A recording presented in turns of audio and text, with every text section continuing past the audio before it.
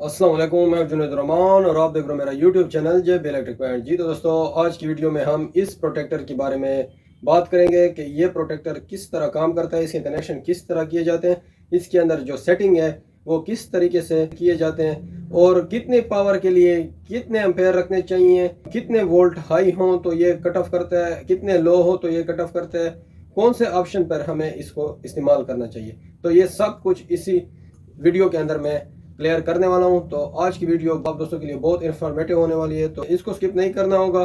अगर स्किप करेंगे तो आप इस प्रोटेक्टर की सेटिंग से महरूम रह जाएंगे। उम्मीद है आप दोस्तों को आज की वीडियो पसंद आएगी। वीडियो पसंद आया तो वीडियो को लाइक कर दें, चैनल पर नहीं तो चैनल को सब्सक्राइब कर दें।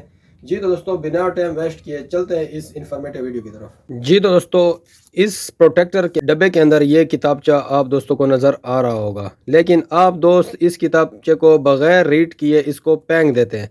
हालांकि सब कुछ इसी के अंदर लिखा हुआ होता है, लेकिन फिर भी अगर आप दोस्तों को इसकी समझ नहीं आती तो आज की वीडियो में मैं आप दोस्तों को किताबचे की मदद से इस वोल्टेज प्रोटेक्टर को ऑन करके मुकम्मल इसकी सेटिंग बताऊंगा। और ये जो डबल ब्रेकर है ये भी मैंने इसलिए यहाँ पे रख दिया है ताकि इसके जो मेन के ऊपर जो दोस्त कनेक्शन करना चाहे, जो भाई इसको इन्वर्टर के साथ इंस्टॉल कर रहा है, जो आजकल लोकल इन्वर्टर या इनवी इन्वर्टर के नाम पे आ रहे हैं, तो उसके आउटपुट पर तो ये लगाना बहुत ज़रूरी होता है। अगर आप इसको नहीं लगाते तो आपके आउटपुट के वोल्टेज हाई और लो होंगे धूप की कम और तेज़ की वजह से, जिसकी वजह से आपकी इलेक्ट्रॉनिक्स की चीज़ें जलने का ख़तरा होता है। तो इसलिए ये लगाना लाजमी होता है। हाइब्रिड इन्वर्टर के इनपुट पे भी ये लगाना लाजमी होता है। अगर आप मेन बोर्ड के मेन के ऊपर लगाएंगे तो उसके कनेक्शन किस तरह किए जाएंगे, तो इसलिए मैंने यहाँ पे एक मेन ब्रेकर डबल ब्रेकर अपने साथ रखा हुआ है। इसके साथ इसके कनेक्शन करके आप दोस्तों को दिखाऊंगा। जी तो दोस्तों, सबसे पहले इसकी डीपी में मेन के साथ जो कनेक्शन है उसके बारे में मैं आप दोस्तों को बताता चलूँ। इसी तरह आप दोस्तों के मेन बोर्ड के अंदर एक मेन ब्रेकर लगा हुआ होता है, जिसके साथ मुकम्मल मेन जो मीटर से वायर्स आ रहे होते हैं, तो इस तरह ब्रेकर की ऊपर वाले साइड में लगे होते हैं या नीचे वाले साइड में लगे होते हैं। तो आप दोस्तों ने इस ब्रेकर को ऑफ कर देना है और ऊपर से चेक कर लेना है टेस्टर की मदद से कि जिसके अंदर टेस्टर ऑन हो। जिस तरह के ये आप दोस्तों को नज़र आ रहा है, ये टेस्टर इस साइड वाले पर ऑन हो रहा है। तो आप दोस्तों ने इसको फेस कंसिडर करके, क्योंकि जो हमारे पास ये प्रोटेक्टर होता है इसके ऊपर कंपनी ने मेंशन किया हुआ होता है कि ऊपर से इसको इन देना है। लेफ्ट साइड है इसके ऊपर एन लिखा हुआ है और राइट साइड के ऊपर एल लिखा हुआ है। तो एल का मतलब है जो टेस्टर के साथ ऑन होता है उसको यहाँ पे लगाना है और जो टेस्टर पर ऑन नहीं होता उसको एन के ऊपर लगाना है। तो सबसे पहले आप दोस्तों ने इस चीज़ की यहाँ पे पोलरिटी को चेक करना होता है कि फेस किस चीज़ के ऊपर ऑन हो रहा है। तो यहाँ पे जैसे आप ब्रेकर को ऑन करेंगे तो इस साइड पे जैसे आप चेक करेंगे, ये देखें इस साइड पे इसका फेज आ रहा है। तो आप दोस्तों ने इस चीज़ को देखना होगा, जो मीटर की मेन वायर्स आ रही हैं उन वायर को आप दोस्तों ने यहाँ से रिमूव कर देना है और जो आउटपुट ब्रेकरों में जा रहे होते हैं उनको उसी तरह छोड़ देना है। तो जिस तरह की आप दोस्तों को नज़र आ रहा है, अब ये है मेरे मेन वायर्स, क्योंकि इस साइड पे करंट ऑफ हो गया।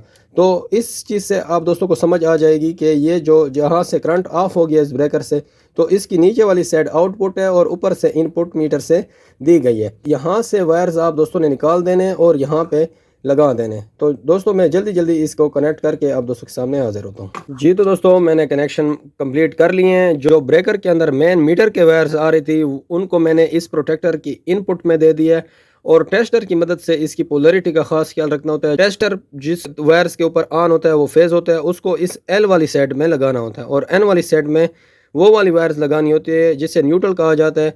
आम अल्फाज में अगर मैं समझाता चलूँ, टेस्टर जिस पर ऑन ना हो, तो इस तरीके से इसकी आउटपुट यहाँ से लेनी होती है। तो यहाँ से आउटपुट लेकर यहाँ पे ब्रेकर पर आप दोस्तों ने ये निशानी लगानी है कि हमारा राइट साइड फेस था कि लेफ़्ट साइड फेस था। जब आप मीटर की वायर उतार रहे हो तो यहाँ से फिर इसकी आउटपुट से उसी तरीके से जिस पर टेस्टर ऑन होता है उसको उसी साइड में लगाना होता है। तो ये बहुत ही एक आसान कनेक्शन है, इतनी पेचीदगी इसके अंदर नहीं है।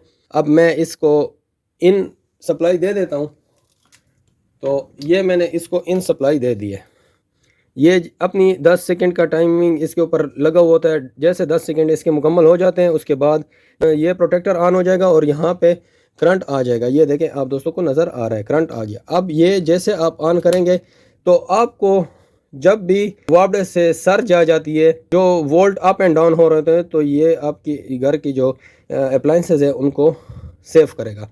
जब वोल्टेज हाई होंगे तो भी ट्रिप होगा, जब लो होंगे तब भी ट्रिप होगा। लेकिन हाई और लो की आप दोस्तों ने खुद से इसको प्रोग्राम करना होता है। अगर आप इसको प्रोग्राम किए बगैर लगाएंगे तो इसकी अपनी जो सेटिंग है, लो वोल्ट इसके 170 पर सेट किए होते हैं बाय डिफ़ॉल्ट, जो कंपनी से सेट किए हुए होते हैं, और हाई वोल्ट 270 पर होते हैं।